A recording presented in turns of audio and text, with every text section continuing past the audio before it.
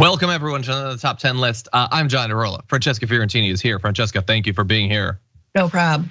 This top 10 list came to me as a result of having watched Barbie. So Barbie, you will all be shocked to find out, has some commentary about gender. Not necessarily what right wingers would have you believe. It's not anti-man, you pathetic little babies. But it does point out some behaviors that men and women exhibit that perhaps are not necessarily the most awesome. So we decided to have a little bit of fun with it and come up with a list of 10 things that men should stop doing. Obviously, I should hope it's obvious.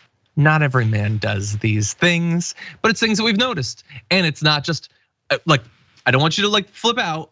It's not just Margot Robbie and Greta Gerwig criticizing you. I am a man, so I think I've earned it. Anyway, Francesca, I know that you had more than 5 you could have done. You could have done 6. Well, I didn't even know it was based on Barbie, which I still need to see, but yes. I was like, oh God, where do we begin? Yeah, oh no, my entries are not based on Barbie, just the idea for the list. But with that said, where would you like to start? I'm curious if there's some overlap here with Barbie and with you. Let's start with number 5. Very small, but it's just a pattern I've seen. In my personal relationships, and maybe this is just me and whatnot, but why do men eat a thing, drink a thing, and then put back just a little put back the milk with just a little bitty swig right back. Put back the hummus with just a little bitty swig back in the. Put back anything with like, oh yeah, there was one strawberry like back in the fridge. There was so no, there wasn't. It was like on its last leg and was like, oh God, kill me, I'm rotten. You know, like why do men do that? This is a lighthearted one, but why do men just put back in the fridge when there's hardly anything left of that? Just throw it out or finish it. Is that a man thing? Or is that a person thing? Is that a laziness thing? But men are lazy. Is that a Matt thing? It's a Matt thing, but it's also men are lazy. Yeah, okay, that might be broader than I'm willing to go right now. Okay, for me, do you not do that? No, I don't think so. You only need, first of all, when I open something, I eat the entire thing. You only need a little bit of milk for coffee. So even that little bit of milk serves a purpose. But I feel like sometimes there's driblets. But anyway, yeah. Okay, do not leave driblets. Don't leave driblets. Okay, clean up your driblets. Driblets on the toilet as well. But anyway, yeah. That's milk, actually. I thought you wanted me to dump it out, and now I just put it on a toilet instead of my pee. I thought you said no more pee on the toilet seat. Yeah. Anyway, she's anti-driblets, everyone. Okay, my number 5 is going to be, and this I guess kind of is inspired by some of the stuff in Barbie. It is seeking attention, which everyone wants. Yes. By just being annoying as hell. Like there are so many different ways that you can get the attention and praise that you desire. Just like there are needs that some people want that men will do no thinking about how to achieve. Like literally just, what if I turn my music up really, really loud? Yeah. That'll be good attention, right? I'll get some attention from people then. There's everybody that I drive past is gonna have to listen to my crappy music. That's good attention, right? Like, and I will. Take the muffler off my car. Everyone has to hear my car. Like, I don't understand. Look, in a general sense, I've never understood people's desire to make other people jealous.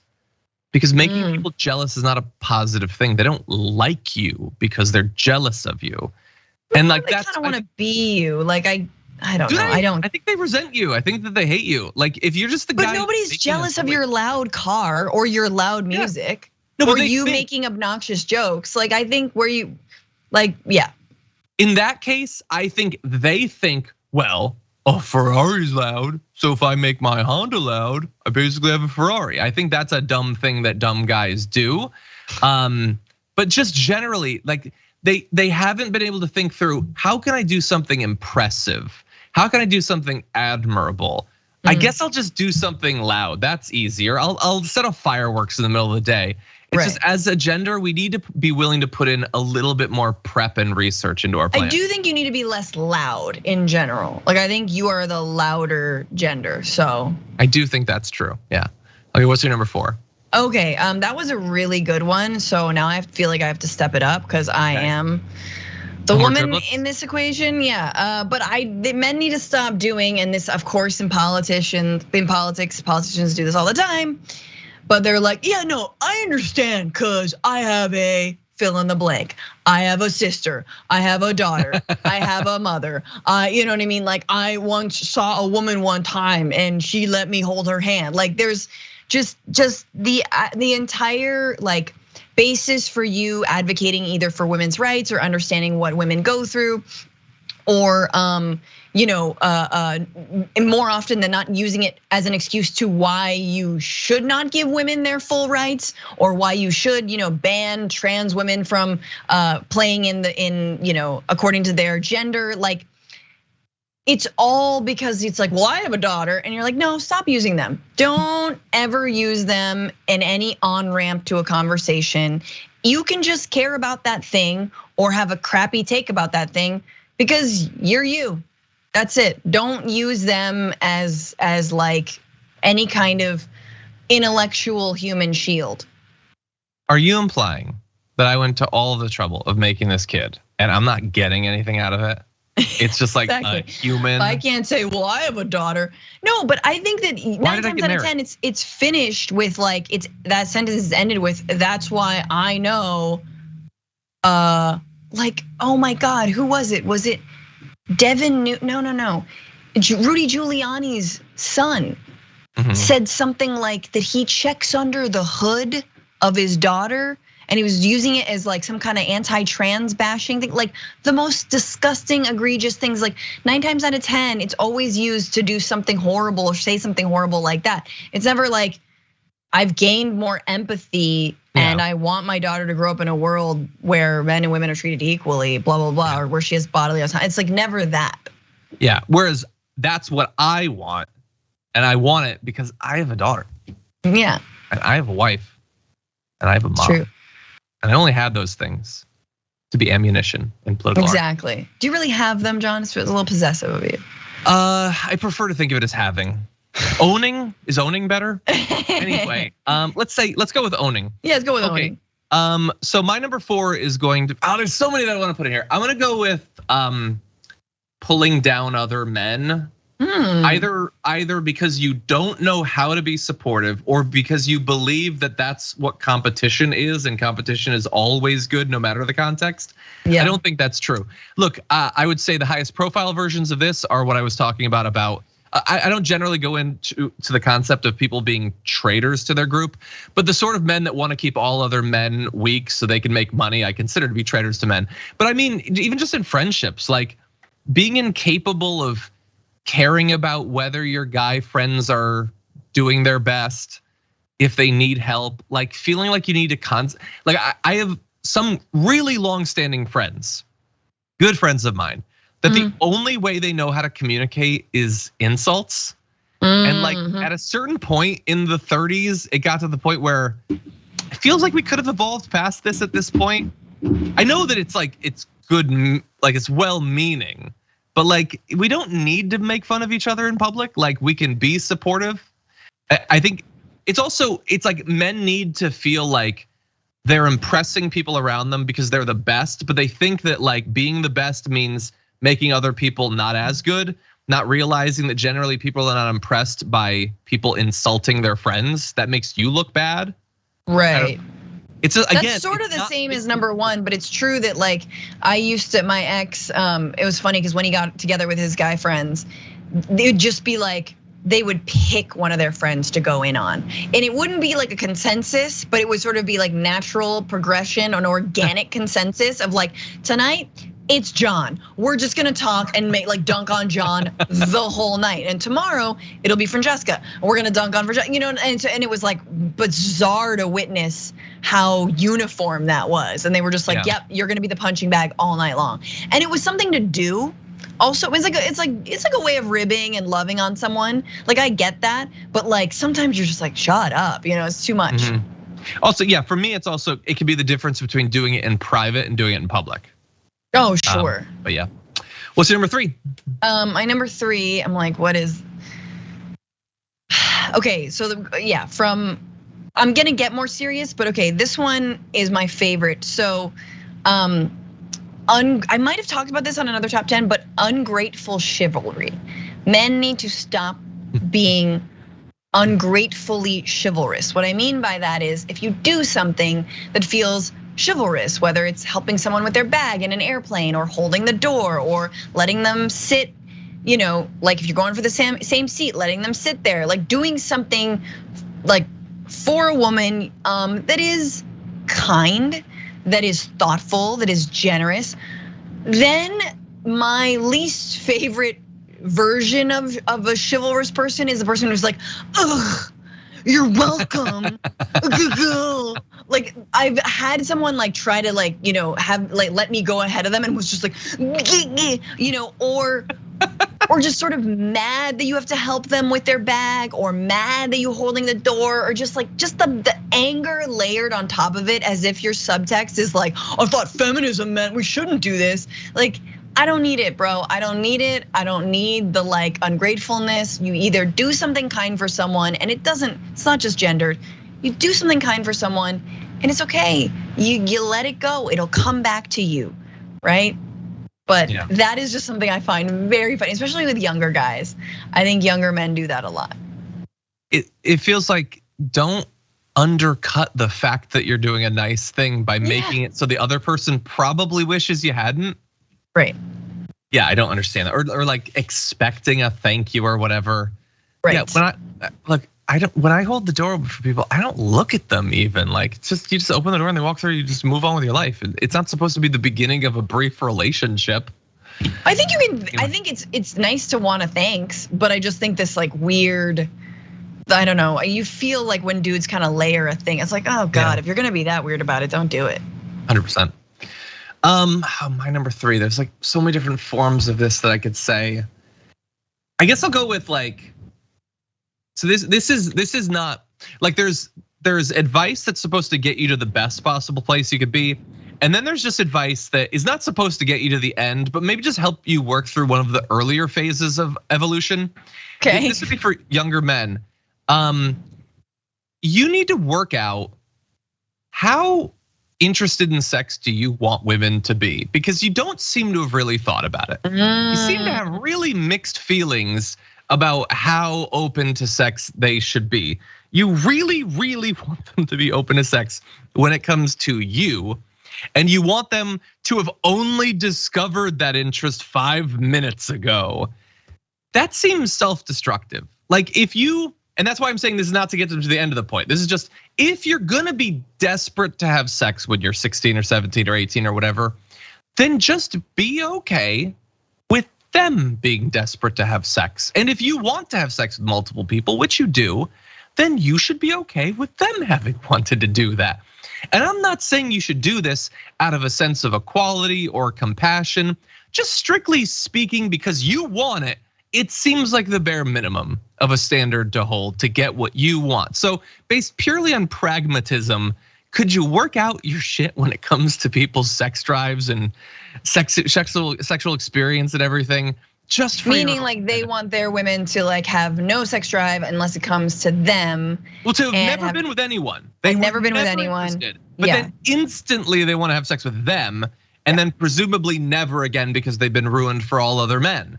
That just doesn't make any sense. Yeah, I mean, you're like a 12-year-old, right? Which makes sense if you're, it's you're just like, yeah. She's a whore, but also she doesn't put out. It's just like, what are you? She's a whore, but she should be a whore with me. Yeah. And also, let's say that you win, all you will have won is that women will know that they need to lie to you because you're too small to understand and accept the truth. And how can you possibly think of that as a position of strength? That women know they need to lie to you, deceive you because you're too small to accept the reality. No, but it's a form of control. And like, I mean, I don't know. I think patriarchal norms, misogyny has told men that they should have high sex drives and their partners should have only been with one person or them or just them, and that they should have control and that you should have control. And actually, that is look at Steven Crowder. That is the recipe for a terrible relationship.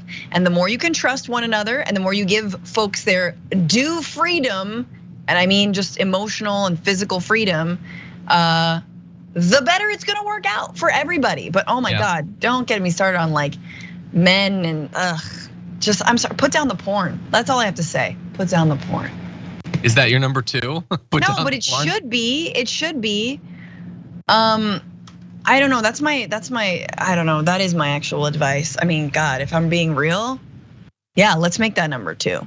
Okay. I mean, I have other things, but I think that pornography has ruined sex. I've said this before. I think there's too much of it. I think you should, everything in moderation.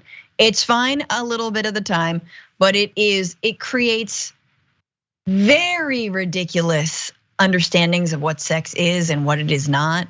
And I think it might alienate us farther from our own bodies and our own experiences. I think it might prescribe what we think is actually attractive or hot. I think it does all kinds of numbers on your head. And this is one of the most intimate, most beautiful things you could share with someone. Like save that a little bit. In a non-Christian way, like let that be your own thing with your partner. I don't know. I don't know. I just feel like it's ruined us. Do you think that that's an inherent thing of all pornography, or is that just a natural excess? No, I do think that generally straight cis like porn is very much like it's violent. It's like completely obviously unrealistic. I don't know. And I just. Do you want to see more amateur stuff? I want to see more amateur camp. No, I think, I don't know. I haven't fully formed my thoughts about this. I'm just happy that I'm like older and I don't know what young women go through, or young men for that matter, when it comes to how tainted their intimacy is from being like introduced and given all of the pornography. And actually what studies have shown is that young people especially are having less sex because of it. And to my point, I don't think it is increasing our drive or our want to be intimate with one another or our intrigue or our interest. I think it's alienating us more from one another. So I think, it's not necessarily just a dude thing, but let's be real about who consumes more. It's men. The combination of, like, when I was 14 or whatever, there was theoretically pornography, I guess. Someone might have a magazine. Exactly, and you hold on to that magazine for dear life. You beat up each other to have it. Yeah, exactly. But to have access instantaneously to the craziest stuff that you could possibly imagine with endless variety, and on TikTok you're just watching Andrew Tate videos for 6 hours a day. I cannot imagine what some of these guys are like. Like, I don't think that's the norm, but yeah. But I do think it's making men more violent, and I don't think. Look, I do not. This is controversial, but I'm like, I don't think it's all kink. I don't think it's all, well, that's what people like these days. No, I don't think so. I think we are being told that violence is what people like, but I don't think that across the board, because it's not BDSM that people are into. Yeah. You know what I mean? Like that exists. That's a thing. But this is very different. So, I don't know. And men will be better lovers if they do that. All right, I'm done. Now I'm just being sad. I'm getting sad. What's your number two? Stop talking to younger men. Like they're not gonna do it for you. They're broken. I will, I have. My number 2, I'm not gonna go very in depth into because I make this point like 3 times a week. It is my pet peeve. It is one of my ultimate pet peeves. Stop hating diversity in pop culture your entire personality. You are allowed to not watch whatever you want. Just shut up about it. Like, you don't have to go on Metacritic to review stuff that you hated, that you only watched because you knew you would hate it so that you could post a Metacritic review of it. There are endless shows that you'll like. If you don't want woke media or whatever, just go watch some older stuff or whatever. Like, you could sit down and never get out of your chair and never run out of things to watch that are perfectly made for you. Not everything needs to be. And also, just because something stars a woman doesn't mean it's not for you. You could still, if you don't go into it hoping to hate it, really enjoy some of this stuff. And just, I feel like there are some people that is their day, is just whining about the fact that someone's not a muscular white man in a movie. And I think that is such a weird way to choose to waste a good portion of your life. People build their entire brands and identities around that, though. There are YouTube channels that is literally the entire thing. Yeah, I mean, especially they're all white men, and they're all they hate everything. Don't watch it then. You don't actually have to. Yeah, join me. I don't watch any of that stuff. You don't. Or write your own, do your own. As a result of it. What's your number one though? Number one.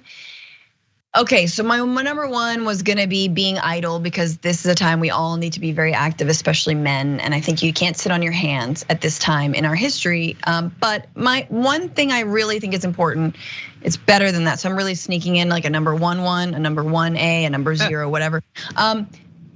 Men who develop inappropriate emotional attachments to people they are not in an intimate relationship with. And men do this to women all the time. This could be a coworker, this could be someone online, this could be a public figure, this could be the girl in the coffee shop around the corner from you. This could be a friend, but call it what it is. You have a crush on someone and you are laying on them a whole lot of emotional baggage, an expectation that you don't realize you're actually setting up for yourself. Now, it might not necessarily be a crush, it might not be sexual, but it is emotional. And so I've had this done to me by people I hardly knew. I've had it done to me by coworkers, and I'm a very empathetic person. I like people, especially if you're in a similar scene or whatever. I like people. I'm a generally pretty open person. I am not a standoffish person when it comes to anything, but I just realize how much dudes require of women who they again are not dating or are not their mothers, how much they require when it comes to, it's not just attention, but they feel like they are owed something from you. They're owed a response. They're owed, whatever they're owed, they're owed your, and I know Anna talks about this a lot, but they are owed a particular opinion that you should have about something, but that you don't, you know what I mean? And they're like, I thought you were this and now you're that. And you're like, no, but you don't know this person. So please stop ascribing them all of these characteristics and qualities that they don't necessarily have. So I think people do that a lot. I think men do that a lot to women, and it is a lot to carry around. Yeah, I think it probably comes from a lot of different things, but probably not fundamentally seeing women as full people. Just they are your expectations. They are a construct you've created, and diverging from that is unacceptable. Whereas they probably don't have that same sort of expectation of men, because they don't particularly care. Men can be whatever they want. But it's also a gendered thing, which is like women are their emotional supports in their lives, and so it's like, no, but if anyone could do this, then you could have a dude friend who could be emotionally available to you, and you guys could talk about shit. But because because sexism and because alpha males, we got to put that on, again, the girl around the corner at the coffee shop. It's because they didn't listen to my number 4, pulling down other men. If they supported other men, then they wouldn't need it. Yeah, exactly. Yeah, and leave your barista alone. Leave your barista alone. Anyway. What's your number 1? My number 1 is just a general thing. And I guess to some extent us going through this list, I suppose is going against it, but just constantly worrying if you're the right kind of man. Oh. Don't do that. Just have interests. Whatever your interests are, it doesn't matter. That's what you find interesting, and you know what plenty of other people, both men and women, probably find it interesting. Do men worry if they're the right kind of man? What's that? I guess, do men worry if they're the right kind of man? I guess the fact that there's a million YouTube channels and podcasts and training seminars and workshops on how to be an alpha, how to be aggressive, how to be assertive, how to be all this stuff. Jesus Christ, just be you. Yeah, totally. Just whatever it is, it doesn't matter. You're into gaming or whatever. You're into D&D. You're into like musical theater. Just like that thing. And it's a part of growth, you guys. I mean, that's the thing. It's like you understand that these folks prey upon younger men, and young can even be like 25. People don't even know what their personality is until they're at least like 33, in my opinion. So like, Jesus' age, and then he got killed. I was like, ooh, shit. So we never knew who he could have been. He never knew who he could be. He's like, but I've just realized who I am. He's on the cross, like, oh my God, my Saturn returned and everything. That's a astrological thing, but. Yeah, I agree. I think a lot of it is like, just let yourself grow into the person you are. Don't fall down these rabbit holes. 100%. Well, I appreciate that. I think that was helpful. I think we mostly fixed men's problems. Yeah, we did. Good. You're welcome, men. Next, we'll fix women's problems. Right, John? Right, John. We'll see. We'll see. I don't know about putting together this list for me. We'll see. Maybe you can come up with 10. But anyway, thank you for joining me, Francesca. Everyone check out the Bituation Room, available at Patreon as well for the bonus bish. And we've got more to come. Thank you for supporting us, making this bonus content possible. We really do appreciate it, and we'll talk to you soon. For more political news breakdowns, interviews, stories of activism, and me trying my hardest to care about the occasional big celebrity news story, subscribe to our YouTube channel at youtube.com/thedamagereport. And you can ring the bell wherever it is so you don't miss anything.